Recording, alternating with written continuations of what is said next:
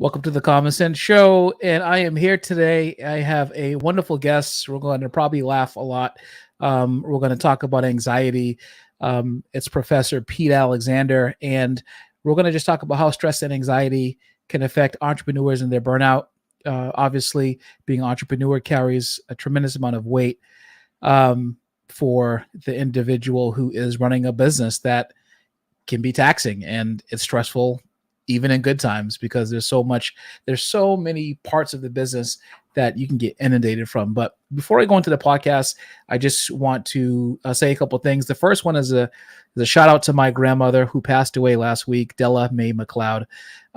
She was a force for good in our family, a mother to very many people, let a lot of people stay with her. But I thought I wanted to spend this moment to just say how much we're going to miss her and how much we all loved her, and she will be with us forever. So there's that.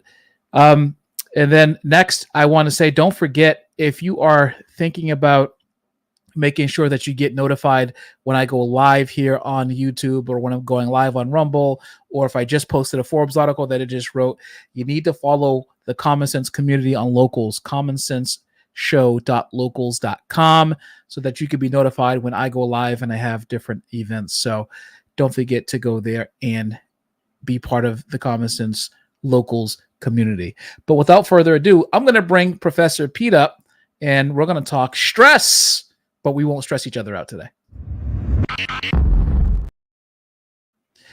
Hey, Professor Pete, how are you? Welcome to the Common Sense Show. Micah, thank you so much for having me on the show, and I really appreciate your listeners' time as well. And my condolences about your grandmother. That was a very nice tribute to her. I appreciate that. She was a wonderful woman, and she's done a lot for a lot of people. So she will certainly be missed. I appreciate that. So, Professor Pete, I want to just tell the folks a little bit about you, and then I'll let you do all the glorious aggrandizing of yourself after I go through your bio.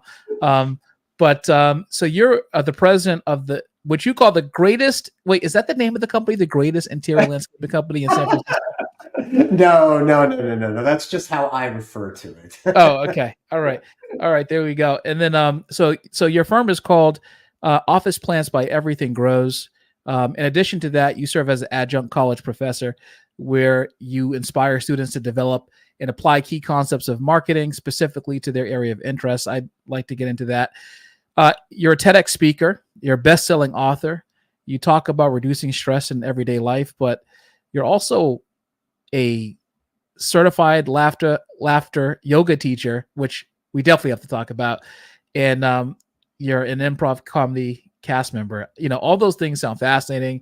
One of these things is not like the other. So I want to know kind of how they all fit together.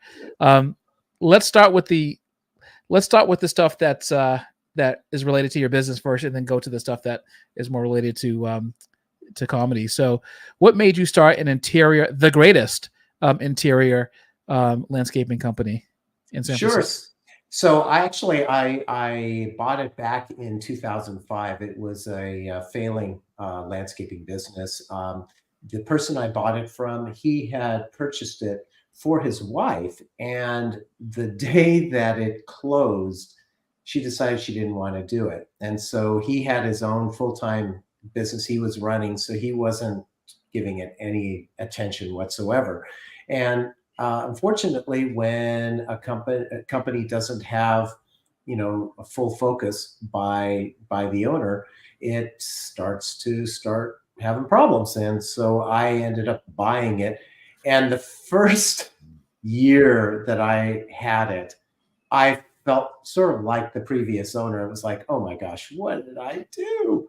And I thought I had made a huge mistake. And but after a year, all the efforts that I was putting into it, I started to see the trend of it going down start to first flatten, and then it started going up. And I'm grateful for that. And it has, ever since that first year, it's grown every year up until 2020, when we had the wonderful COVID shut everything down. And literally, in March of 2020, we lost 60% of our business in 30 days.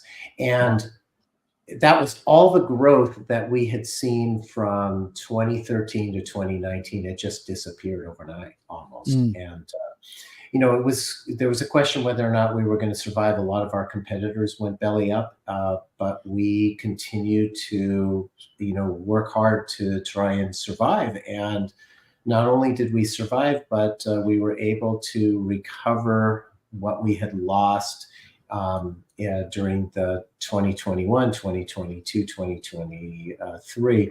We were able to recover that and become whole again by the end of 2023. So I'm very grateful for that. So I want to ask you about how you were able to dig yourself out of the hole. But before I do that, what is the interior landscape company?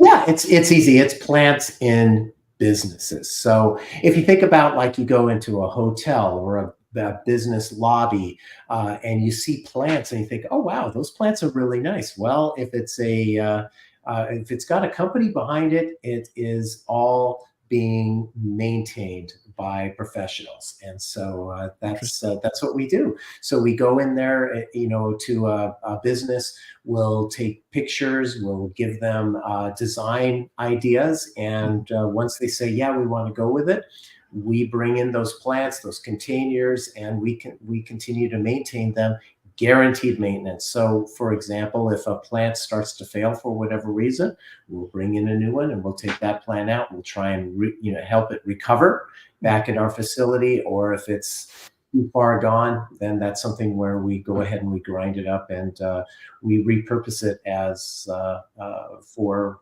fertilization. So 60% revenue drop during the pandemic is 1 month. In 1 month. I want to say that story is unique, but we know it's not, Sure. because there were businesses across the country getting walloped. And one of my businesses lost 60% also in about 3 months during the pandemic due to some of the closures. The stress was immense around that time for business owners, given the uncertainty about when there would be, if you were in a state that had reopening rules and restrictions on reopening, and if you're a business that relied on traffic and you were subject to square footage and customer rules who could come in. How was it that you were able to manage the process of there was a thought that you might not reopen because of the hit in revenue loss. How were you able to not just survive that, but strategize and put a plan together to turn around? What were some of the things you did? Yeah, so the first thing we had to do, we look for our employees. So some of our employees did not want to go out. This is before we had vaccinations or anything. So some of them were not comfortable going out, outside of their homes. So we respected that. We kept them on payroll, and basically the employees who were okay going out and wanting to continue to work, we were giving them bonuses every week. We called it the COVID bonus. So we were giving them the bonuses for going out there and taking care of the customers who still needed our services. The thing that's very hard is that, because we focused only on businesses, when employees are not coming into the office, a lot of customers, they said, why do we need the plants? Well, they had an investment. A lot of our customers, they had purchased those plants. They had an investment, and they knew that at some point the employees were going to come back to the office. So what we had to do with each individual customer is we had to work with them, because usually it might be a security person at the front desk that would be maybe the only person in the office. And so we had to work with them. We had to, some of our customers required our technicians to prove that they didn't have COVID. So, they had the COVID tests, so they had to show that they did not have COVID so that they could come into the building. Others said that you could only come into the building at a certain day or a certain time, etc. So it really was hard because each customer was different. Mm. And so it made for a very challenging environment in that respect. One of the positives was that our technicians were not caught in a lot of traffic. That was a positive because a lot of people were not going into the offices in the big cities. So we could get around faster. So the longer time it took with each individual customer to try and get in and do the protocols, we saved some of that with the traffic that our technicians would normally have been dealing with. Another thing that we just did was we had weekly meetings just to see, okay, where are we at? What is the situation? How can we do better? A lot of our customers did go belly up, Mm. and we ended up having to take because a lot of the services that we offer with many of our customers is leasing. And so we still own the plants and containers. So we had to bring those back in for customers who were going belly up. The good thing about that was that we had a lot of inventory, and that was important because supply chain was devastated when Mm. COVID hit. And so it was good that we did have a lot of plants on hand that we could use to replace particular plants at existing customers. And as we slowly were recovering and bringing back new customers, maybe some of the existing customers who had to freeze their service, we were able to use the plants that we had on hand to be able to bring those plants back into their environments. So that was a real challenge. And we managed to stay positive and continue to take care of the customers that needed taking care of, and slowly it started to rebound.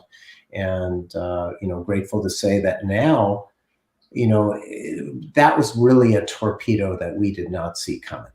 Mm. And because you can expect the ebbs and flows as a business owner when it comes to the economy slowing or starting to boost up.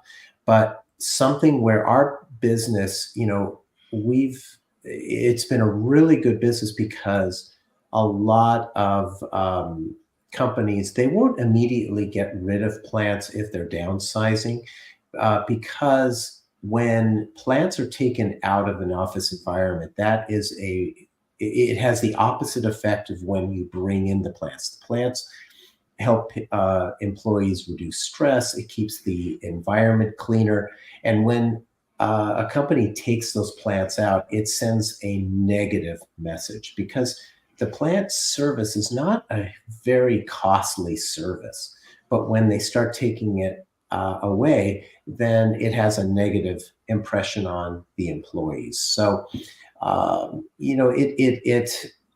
it was a surprise to us that when, before, it's usually a fairly stable business unless a company goes out of business, is closing up their offices. That's of course is when everything has to go.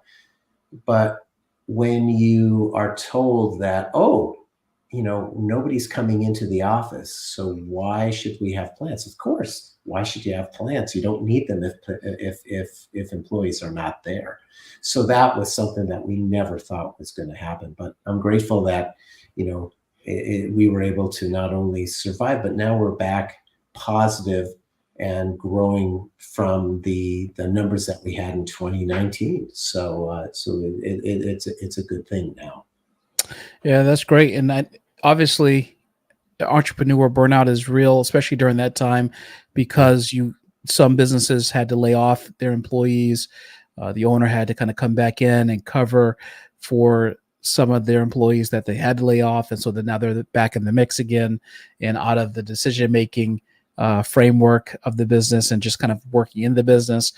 And often you speak about things like burned out leaders who rarely make their numbers, and you talk about how specifically, despite the stress that we have, it's important for us to be able to manage that stress by making identifications of where it's coming from, and some other things. how did you follow your own advice during this time period? I had to. I had to. And it's interesting because unfortunately, um, in my younger life, I did not manage my stress the way that I should have. And so, unfortunately, what that caused is first stress induced diabetes, and 10 years later, a severe case of diabetic ketoacidosis, which ended me up in the emergency room and an extended stay in ICU.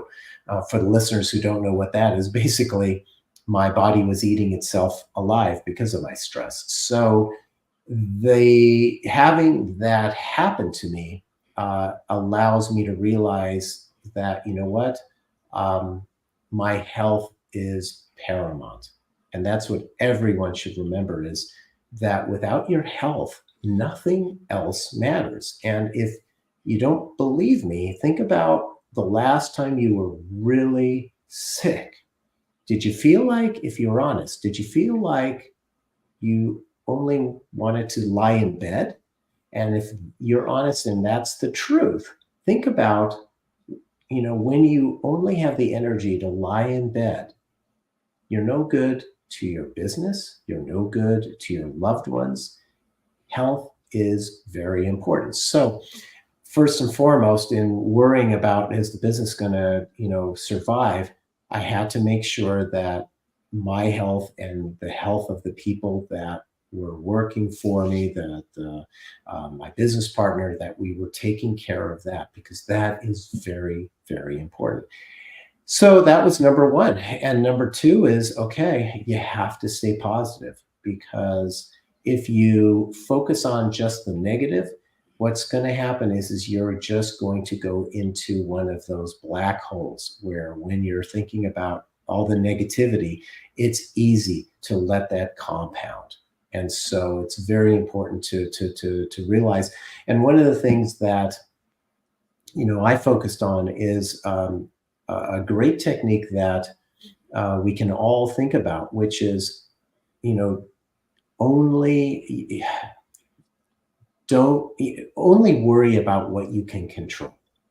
And that's the reality, because what we end up doing as humans is that we often worry about everything when we're given a stressful situation, a big challenge. But the reality is, there's a lot of that challenge that we have no control over. But if we focus a lot of energy on what we can't control, we're burning that energy and we're not utilizing it in ways that can help fix the situation. So if you can, when you're dealing with a stressful situation, think about putting two lists: the list of what you can control and the list that what you can't control. And if you can focus as much attention on what you can control, then what happens is you can affect change in those things. You can't affect change in any of the things that you can't control, but you can affect change in the things that you can control. And when we can affect change, we can reduce our stress automatically, because when we feel like we don't have any control, guess what? Our stress goes up because we worry about that. Mhm. But if we can just say, look, I can, let's take, since we mentioned COVID, a classic example there is all the government response. We have no control over that. We can complain about it, but we have no control about it. But what we can control is, okay, washing our hands frequently, wearing a mask if we choose to. Um, we have no control over the other person wearing a mask. So think about that. I mean, you can worry about all those negative things, but if we can't affect change in it, we can't do anything about it. And all it's going to do is continue to stress us out. But if we think about what we can control and not worry about the rest, then all of a sudden we see our stress going down. Mhm. Is there a difference between um, the feelings of anxiety that may be crippling and self sabotage? Yes. So what ends up happening, so during the research that I did for my book, it's interesting. Not all stress is bad. So, we need some stress in our lives to get things done. And so, if we're working on something that we're passionate about, that we really like doing, that kind of stress that we have is a good stress. It's called eustress, eustress. And that helps us get things done. What we want to do, based on the research that I did, what we want to do is we want to try and minimize two flavors of stress. One is ruminating about things that happened or in the past that we, have guilt about. So, maybe we're guilty about something we did or didn't do. If things that are in the past, Mhm. that really, we can't change that. It's in the past. What we can do is we can take the positive learnings from it and move forward and forgive the rest. You have to forgive yourself. So I bring up guilt because that's probably the number one ruminating about the past that we have. So that's one. And then your question about the anxiety about something that may or may not happen in the future. Well, what ends up happening is if we worry about something that is potentially going to happen in the future and we go into, oh, it's going to be horrible. So let's say we have to have a difficult conversation with someone, maybe an employee, maybe a family member, whatever it happens to be. And all we think about is, oh, this is going to be terrible. I don't know what to say, or I've got to confront this, whatever it happens to be. What ends up happening is if we worry so much about the future when we get all that anxiety, chances are we're going to send negative energy out. And what we end up doing is energy is attracted by like energy. So all we're going to do is attract back negative energy. However, if we take the mindset that, guess what? Let's say if we have to have that difficult conversation with that person, and you imagine 5 seconds after that last word in that conversation is, and with that person, you're either shaking their hand, you're smiling with them, and they're smiling back at you, or you're giving that person a hug. Then all of a sudden, that anxiety starts to go away because we're thinking about a positive outcome with what we think was going to be a negative outcome. So if we can use visualization and imagine 5 seconds after that event has completed, then it's going to be a real positive. I did that with my TEDx talk. I imagined, it's a big group of people, in the audience, and I've been practicing for this talk, and I'm worried about, am I going to say something wrong, etc. But instead, imagine 5 seconds after your last word in the presentation, you're getting a standing ovation. Mhm. That's how you can help overcome that anxiety. What are some signs that you are self-sabotaging your success?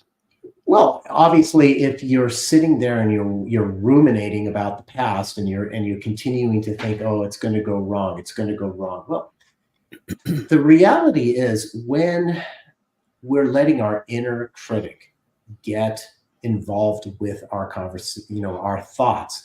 Well, what happens is our inner critic is not it's not our enemy. What our inner critic is it's trying to save us from disappointment. Okay. And what ends up happening is that when we let our inner critic say, oh, don't try that, you're good, you may fail, well, we never grow. Mhm. And the what ends up happening is if we keep listening to that inner critic, we'll never move forward as well as we could.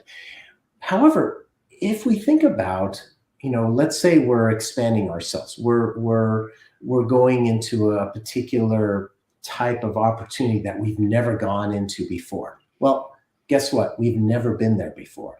It's uncharted territory. So of course we're going to run into some roadblocks, speed bumps along the way. But instead of thinking, oh, here we go again, that consistent inner critic, think about it as, you know what? Of course we're in uncharted territory. We're going to run into these different situations. It's the universe telling us that we need to try something different.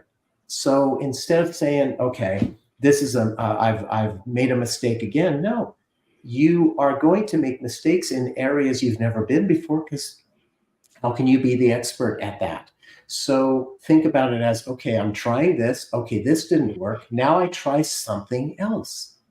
And eventually you will get to that finish line and you will grow. You just can't let that inner voice keep saying, oh, there you go, making a mistake again. That is a critical function that we have to get out of in order to be able to grow and be successful.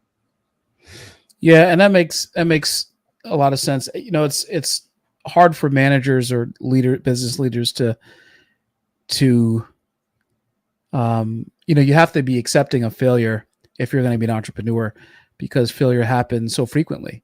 Oftentimes you only win once, but you fail a whole bunch. Right. And it's those in between times, getting from failure to success, that is really what makes you. They've done. There's been so much research over what makes a successful entrepreneur over the years, because people have always tried to pin down the formula. We have this obsession, I think, as humans, where we try to bottle the things that work to prevent the things that don't work from happening. But it's the paradox of humanity, which is that what makes us unique as humans versus any other species, are that our mistakes and our ability to overcome and learn from them are what makes our good decisions in the future that much more comprehensive, right? That much more rich and full, and that's where the experience comes from. And I see the minimizing of mistakes before they happen. Like, I'm trying to think of the movie. It was okay. You can use the Avengers, for instance. Like, it's the whole argument between Tony Stark and Captain America, where Tony Stark wanted to build a shield around the world, right? And the goal is, we build the shield around the world so that we can prevent any alien invasion from happening. And of course, Captain America is from a whole different century, and and he said, well, why would you do that, right? That's by building a shield and trying to protect yourself from something bad that happens from the beginning, you cause a whole host of other issues that cascade, right? And so I thought it's a very it's a simple idea, but it's the right idea. It's like, by trying to prevent things sometimes from happening before they start, it's kind of like trying to gather the feathers that have scattered in the wind to put them back in the pillow that you cut open. Yeah. Is and I get it. As humans, we're loss averse and we're risk adverse. But how have you kind of coached or spoken about getting entrepreneurs, business owners, managers to accept when failure happens, and to understand what it actually is, and how it's actually an opportunity to take a step forward in the future? Yeah, it's a great question, and I love that analogy you had with the Tony Stark and Captain America. In fact, I'm going to be attending Comic-Con here this weekend, and Chris Evans is actually one of the guests that's going to be on there. So it's kind of unique that you were talking about that. That's awesome. I love that. But one of the things that I love to remind people about, because as you were describing having that shield around the world, it's actually fear-based. You have this fear of, oh, there's going to be an alien invasion, when you don't even know whether or not that's going to happen again. And fear is actually an acronym, and it stands for fictional evidence appearing real. Fictional evidence appearing real. And what happens is that we start worrying about, oh my gosh, something's going to happen. This is going to happen. If I don't do this, this is going to happen. Well, if you start thinking and you sit back and you think, okay, well, instead of worrying about what might happen, and again, going back to that anxiety we were talking about earlier, I love to ask this question. What would you do if you knew you couldn't fail?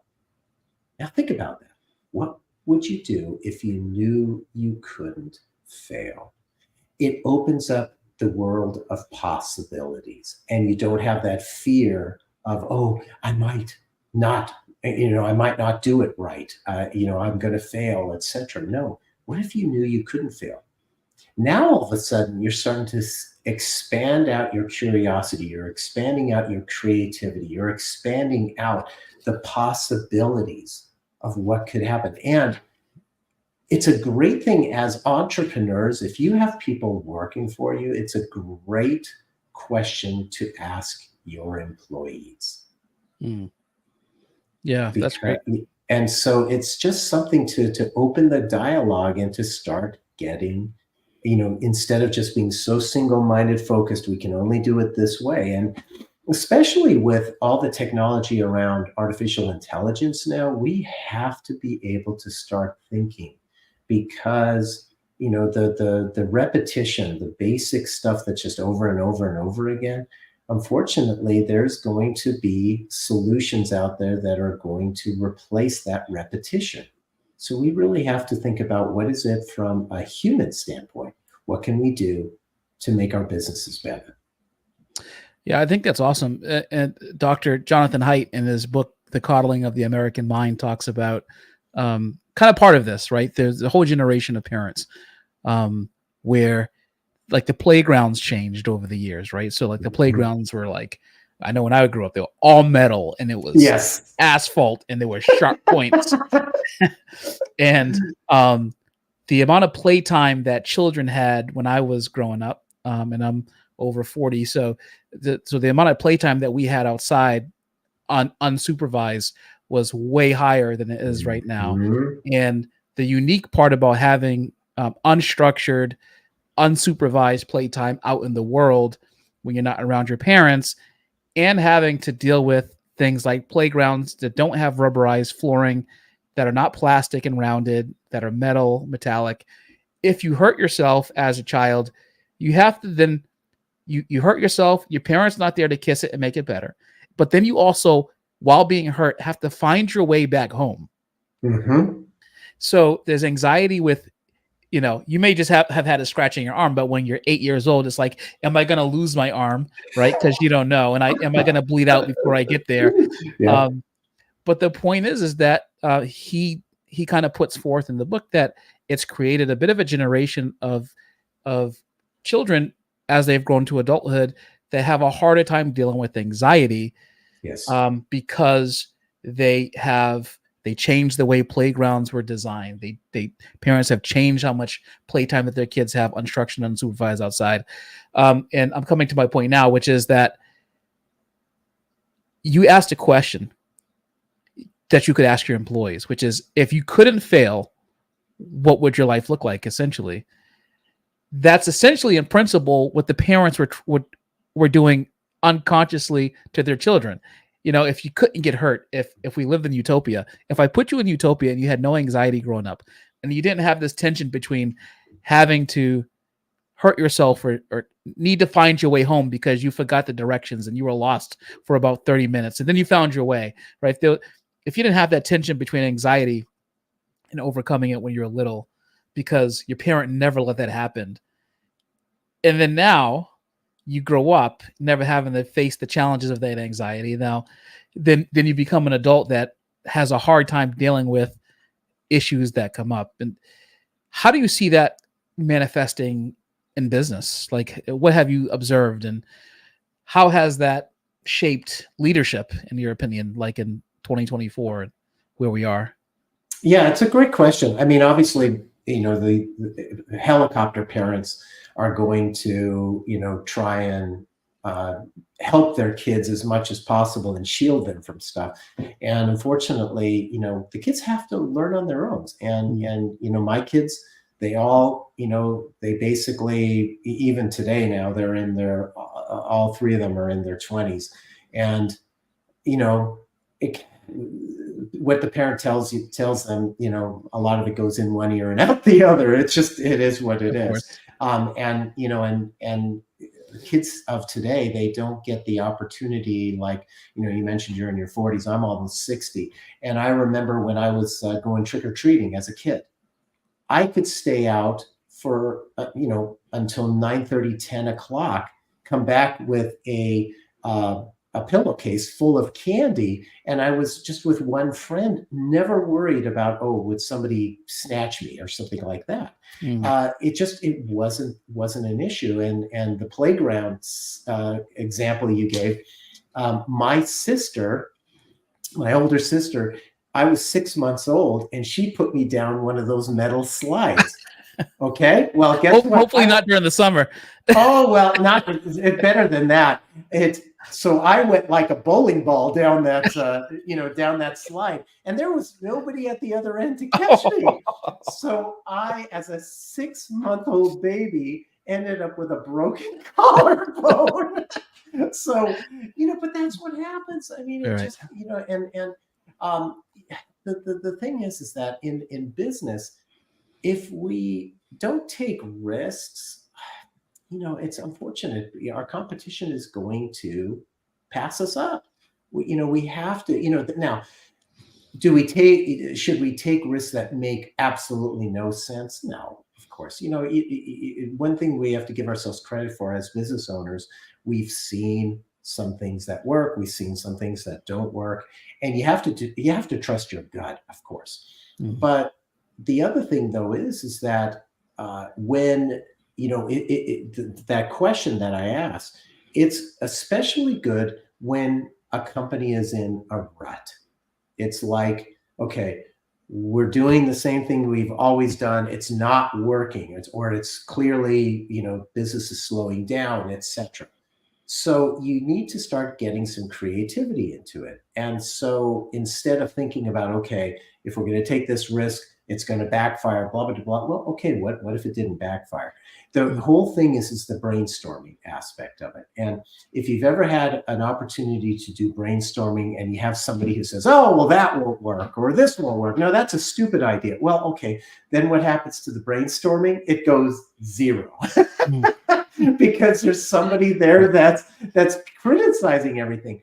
But if you take that criticism out and you just say, just throw it out there, and then we'll cobble up all the ideas, and then let's discuss them in more critical format. But if you are criticizing every single idea that comes out, people aren't going to provide those ideas. So you give them the freedom to be able to not worry about what somebody's going to say. And it's amazing how an idea will come up and it's like, wait a minute, let's take that and let's expand upon that, or take a piece of that and actually make that work.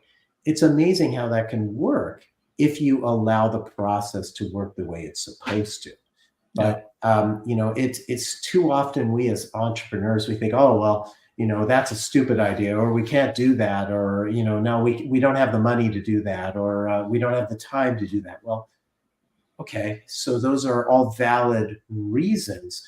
But what if, there's a way to find time for it? Or what if there's a way to find the money by allocating funds differently? I mean, thinking about it a little bit more objectively instead of immediately shutting it down. That's where really the power can come in. And the book, the best-selling book that you wrote as a best-selling author, you talk about reducing stress in everyday life. Mm-hmm. Lighten your day. There you go. Lighten your day. I want to talk about that because, burnout comes from unresolved stress that mounts over time. Mm-hmm. It is, it stacks every day and then becomes untenable. And then there's a burnout period. And what that burnout looks like for everyone is different. How it manifests is different depending on who we are, where we come from, our personalities, our background, all this stuff. Sometimes as entrepreneurs, we firefight a lot. We're just trying to put out fires. But is there a reduction of stress in this, in simply just having a daily routine, or is there something more that's needed? Because you could have a structured day and it could be full every day and there can still be stress and there will be stress. But is there something different required on a daily basis to engage in mentally? Is there a part where you have to detach yourself from the structure a bit? What's your thoughts on that? Yeah, it's a great question. And it's true because over time, what happens is our bodies give us warning signs when we're stressed. And when we ignore those warning signs, that's when our bodies continue to raise the bar because it has no choice. So, I mean, early warning signs are going to be things like, back and shoulder stiffness. For those of us that work at a desk, when we're stressed, we don't may not realize this, but we tend to hunch over more when we're there. That puts a lot of pressure on our back and shoulders. Things like having not getting good sleep, either excessive, too much sleep or not enough sleep. Things like digestive disorders, where no amount of Pepto-Bismol will help us, or we're reaching for the Excedrin bottle every day or every other day instead of occasionally because we're getting constant headaches, or weight fluctuations where we gain or lose weight rapidly. All these things are our body telling us we're stressed and we need to do something about it. And when we continue to ignore that, that's when our body keeps on raising the bar. And in my case, it ended up being diabetes. And there's no diabetes in my family, but Mm. I guess the pancreas was the weakest link in my body's chain. And it was something that had been going on for years and years and years and years because I was ignoring it. I didn't have time to deal with it. The thing is, if we can come up with an idea or two, a technique that we can do on a daily basis. And a lot of times it can take 1 or 2 minutes, literally. And if we can do that regularly over time, the compound benefits will be enormous because it grounds us. That's really important. And it doesn't matter what time of the day or night that we do it, but if we do it consistently. Now, when it comes to different techniques, something might work for you that may not work for me, or vice versa. You just have to find something that does, one or two ideas. And a couple of them that I like to do. I did visualization earlier. I love doing visualization Mhm. because it gives me a thought about what is it that I want. And you have to have the right mindset for that. That's a really good one.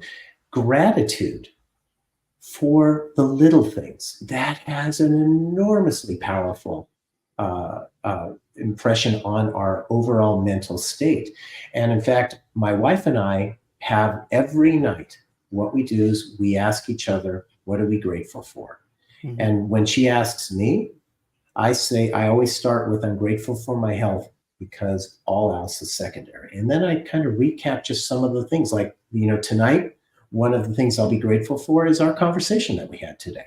Mhm. And it's what's wonderful about doing that is it takes literally a minute, Mhm. but it puts us in the right mindset as we go to bed. And it ends the day on a real positive note. And Is even that part of contentment? it's being content. But the interesting thing is, I don't really, I'm not a big fan of the word content. And the Mhm. reason being is because um, I think you should be happy with what you have. Mhm. But when you're content, you may not striving for more. You're not reaching for that goal more. So what I like to just say is having the gratitude is an appreciation for what you have, because it's too easy to worry about what you don't have. Mhm. And what we're focusing on is, if you look at what you don't have, you're going from a state of lacking instead Mhm. of being fulfilled with what you already have. And Mhm. so being appreciating what you have around you. And I'm not talking about, oh, I'm grateful for my house, I'm grateful for my car, Right. etc. It could be something like, hey, I'm grateful that I got to step outside and smell the fresh air, or I noticed a sunset or a sunrise, or it could be something as simple, get this, as I'm grateful that I woke up this morning, because guess what? Of the 115 million people who have ever or 120 billion, I'm sorry, people who've ever lived on Earth, Hmm. only 8 billion get to say, I get to wake up today. All Hmm. the other ones are dead. And Hmm. so having gratitude for being able to have another day in your life. Yeah. Yeah, that makes a lot of sense, and I feel like sometimes you're right. As entrepreneurs, everything comes in waves. So what's so funny? You could be so stressed out as an entrepreneur that your concept of time changes as well.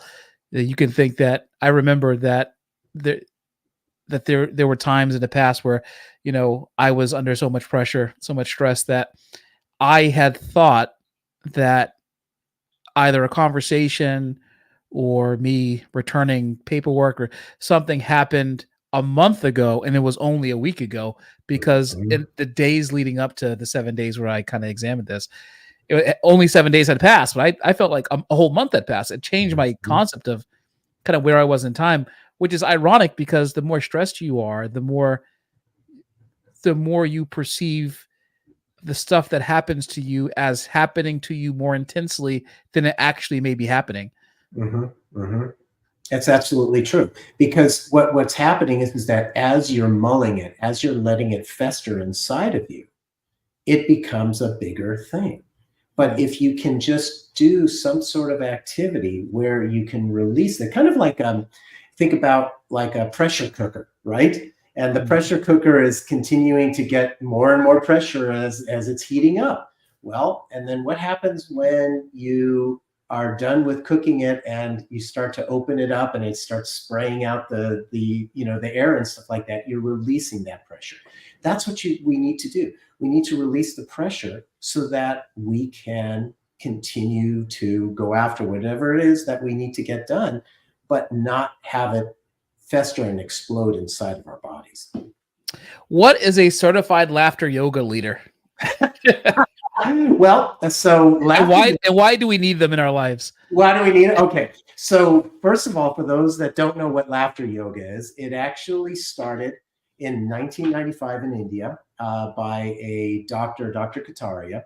And it has expanded out to thousands of laughter clubs throughout the world. And basically, the secret of laughter yoga. So you know how great you feel when you have a hearty laugh, Yeah. right? Oh yeah. It feels great. The reason it feels great is because when we laugh, we get these positive endorphins Mm, that come into our bodies, and it gives us all these health benefits. And there are clinical, I mean, dozens of clinical studies from all over the world that indicate how powerful laughter is. Well, the mm. problem is as adults, we rarely laugh. As It's kids, we true. used to laugh a lot, but we rarely laugh as adults. And so the secret sauce in laughter yoga, and it's called laughter yoga. I call it laughter club because when I say laughter yoga, I have people coming with a yoga pad, and I say we're not going to be doing downward dog here unless you want to. But what happens is we do activities and we do a simulated laugh, and when we're doing a simulated laugh, laughter is contagious and it becomes a real laugh very quickly. Mm, Well, the funny thing is, and no pun intended, but the funny thing is about our bodies, as smart as they don't know the difference between a real laugh and a simulated laugh. It only knows that you're laughing. So when we do a laughter activity where we're just going ha ha ha ha ha ha, if you do that for 5 or 6 seconds, the positive endorphins are going to come out into your body because it doesn't know it's a fake laugh. It only knows that you're laughing. And so what we do is we do those activities. And as you're around other people laughing, fake laughing, then all of a sudden everybody starts laughing in general. And I'll tell you what one of the biggest joys are for me teaching these classes is when I see or hear a story from someone who comes to class and says, I was out at the grocery store and I happened to see somebody else who was in class and we just started laughing for no reason. I mean, so they're carrying that into their lives outside of class. And that's what we need to do as adults is to laugh because laughing is good. It really is a wonderful medicine. And but we just, unfortunately, our responsibilities as adults stop us from laughing more, and that's what we really need to do. Ah, I think I found some. there we go. That looks like laughter yoga. Mm-hmm. Yes, yes. All right. Enter That's awesome. laughter yoga. Tanaz Bambood took up the practice back in 2006. This when she started was in going through India, what you she say? calls a Yes. dark period of her life. For bipolar patients, frequent episodes of depression are common, about 6 times a year. For Tanaz, she's had 0 in the last decade. Even her doctor agrees laughter is a powerful medicine. They say, in addition to helping so funny. depression, it also helps with lowering blood pressure. Yep. He adds, even faking a smile by putting a pen in your mouth can fool your brain to think. Yep. That is amazing. That is so funny. It is. It's crazy how it works. It really does. And they talked about depression there. I mean, it'll help with chronic disease. I mean, it's all you have to do is Google laughter yoga clinical benefits or laughter benefits, and you'll see the studies from all over the world. It's legit. That is amazing. Maybe I'll sign up for some virtual classes myself. There you go. So we've come to TikTok time now. We're going to show you some stress relieving TikToks. I want to get your reaction to them. Okay. You're going to agree, disagree, or give us some otherwise expert insights on them. So let's take a look. I have to share it first. All right, here we go. All right. Another psychological trick that will blow your mind. And it goes like this. If you are distressed, feeling anxiety or negative emotions overall, just do this. Lean back. Tilt your eyes slightly backwards. And then your head. And you will instantly feel relief and calmness. Yes. This is due to a change of your brain waves and has been practiced in meditation for thousands of years. Mm-hmm. Pretty nifty trick to have handy, right, when you need it. Excellent. And this one is actually true because what happens is, I mentioned earlier about when we're stressed and we're working at our desk, we tend to lean forward and slouch. Same thing happens if we're walking and we're walking with our head down. What that does is that tells our brains that we're stressed. But if we raise our head up and have our chin slightly up above, it actually, from a mindset standpoint, is a more positive for our brains. It's really crazy how that works. But so he was saying, talking about sitting and kind of putting his eyes up. Sure, I do. It's mostly when I'm walking, and I've tried this myself. And there's clinical studies that show that this is actually true. So that goes to the kind of the old fashioned, stand up with your shoulders back and your head up. There's actually your brain gets a physiological response to that feeling of being erect and kind of observing the entire world confidently as you walk around. Correct. That's fascinating. Okay, here's the next one. Time for TikTok number 2. If you struggle with anxiety, this is the video for you, okay? I want to take you to a place where anxiety cannot exist. And that's right here, right now, in the present moment. So one of the worst things about anxiety is that it'll have you in the future trying to control things that you have no control over. And it's making you miserable every day by the second. So I want to bring you back to the present moment. And we can do this a couple of different ways, right? We can do this through meditation or by just being grateful, practicing gratitude. Or another way is by action. I always say that action defeats anxiety, right? So if you're worried about something, take the small steps each and every day to get a little bit closer to that goal. So those are some tips that may help you out. And I want you to come back, of course, and let me know how it worked out for you. So he just talked about 2 different things there. One, we mentioned earlier about the 2 really bad stressors, which is ruminating about the past and anxiety about the future. Well, guess what? those two are the bookends of being in the present. So we're only guaranteed the present. Right. The past is already gone. We are not guaranteed anything in the future. So if we remain present, we tend to be more in our bodies and we tend to be more grounded. So it's really important from that aspect. And, the old saying that the present is the reason it's a gift, that's why it's called a present. That's true. Trying to stay present. But he also, I'm trying to remember what the other thing he said that, taking the little steps. So it's true. If we have something where it seems like this insurmountable problem, if you could take just one step towards addressing that problem, one step forward, then you're doing something positive and you're getting that positive momentum.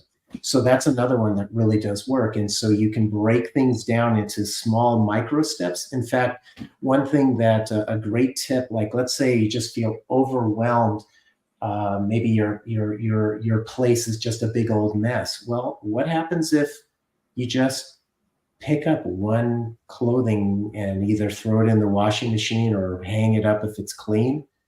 One thing, just one thing. It works. Yeah. I like that. And it's big changes are simply a compounding effect of doing small things over and over again. It's not really that complicated. It just is, it's, in order to, what's so funny is that I was, I wrote an article for Forbes yesterday called Nemawashi, about Nemawashi. Have you ever heard of that before? No, I haven't. So Nemawashi comes from a Japanese, essentially Japanese business management practice, which means to work around the roots. It's translated work around the roots. And so when you transplant a tree and you're moving it from somewhere else, you first dig down deeper than the roots are as much as you can, get as much of it as you stabilize the roots as much as you can, keep them intact. And the goal is to bring as much of the tree to make it as healthy as possible over to the next spot. But the point is that when you're in business, to have collaboration with the roots are the people, to work around the people, to gain collaboration with the people who you're working with, to make a decision. And it's funny because there was a manager for Toyota, and one of the resources I was looking at that was talking about how decisions are made in these businesses. And he said that with American car manufacturers, what he noticed was they would spend 3 months on planning, and then they would make a mistake in their production, and then they would make a whole bunch of mistakes, and then they eventually would get it right. So they would eventually get it right, but there was all these mistakes, in between. Yeah. And then Toyota practices Nemawashi, so massive collaboration. And what he noticed there was that in the practice of implementing Nemawashi in their business practice, they would spend 10 months planning and collaborating with everyone. And then they would spend 2 months on execution, and they would execute on one thing. And it was near flawless by the time that they executed it. And it's not to slow an entrepreneur down, because a hallmark of being a successful entrepreneur is certainly implementation. But the point is that, to what you're saying, is that by taking one step, and really getting that step right, like in the moment as much as you can through collaboration or otherwise, it certainly produces less anxiety than having to produce something that you think is great and then having to redo it again and again and again a million times. Right. It's just a lot of wasted time. And it's so true, the collaboration and making sure that you clarify those expectations, because so often we just assume, okay, that's what I'm supposed to do, but there might be something, that I didn't get exactly right, and I'm going to do it anyway. It's so much better than just say, okay, I just want to clarify this, because then if both the manager and the employee have the same expectations, then it's going to get delivered the way it's supposed to. That's exactly right. All right. Our final TikTok for today. Here we go. Well, everybody, it's here. Can you even hear me when I'm saying that? This is my scream box, as I'm calling it. That is what I searched to find it. This is supposed to be intended for like vocal warm-ups for people who need to sing loudly in apartments. I'm going to use it to scream. I think we should go to the bathroom so I don't terrify my elderly neighbor in case it doesn't work. I am squatting in the bathtub with the door closed. That felt really good. Does it completely mask the scream? No, absolutely. But it's pretty freaking good. Well, Yeah, if this one, and this actually works. I've never seen that device, but that's one of the tips that I actually have in my book is just grab a pillow. If there's you've had it with somebody or something, just put a pillow and just scream at it. It feels good because, we were talking about this earlier about releasing all that negative energy, and that allows your body to do that. And so it does, it feels good. And, sometimes it's just, these very simple things that we can do, because if you're so stressed, you may not want to just try and do a fake laugh because you're so tensed up. So you just like, and you scream whatever foul words you want to scream, whatever works for you. But then you've released that negative energy. So it's definitely something that can be very effective. Professor Pete, how do people get into contact you if they want to learn more about your methods, obviously by your book, or just maybe have a consultation with you to de-stress? Sure. Have them just come to my website, PeteAlexander.com, PeteAlexander.com, or, I'm very active on LinkedIn too. So feel free to reach out and connect with me. Awesome. Well, I appreciate you coming on today. It was, overcoming burnout and anxiety for entrepreneurs is a crucial part of operating and being successful long-term. And you've given us so much to think about, so many tips to kind of conquer it. And it's so crucial to have arrows in the quiver when you're trying to be successful as an entrepreneur. But more importantly, we should all have a screen box is the key takeaway at the end. Get yourself a screen box. It's true. So Mike, thank you so much for having me on the show, and I really appreciate your listeners' time as well. It was an absolute pleasure. All right, folks. So remember, burnout is real. If you're an entrepreneur, find ways to remediate it if you can. Try to find ways to de-stress. Buy Professor Pete's book. Want to show us one more time what it is? The title? Lighten Your Day. Lighten Your Day. Go ahead and grab it. And until next time, remember, if you don't go about doing your business, you're going to be doing the business of someone else. He's Professor Pete. I'm Micah, and we're out of here. See you later.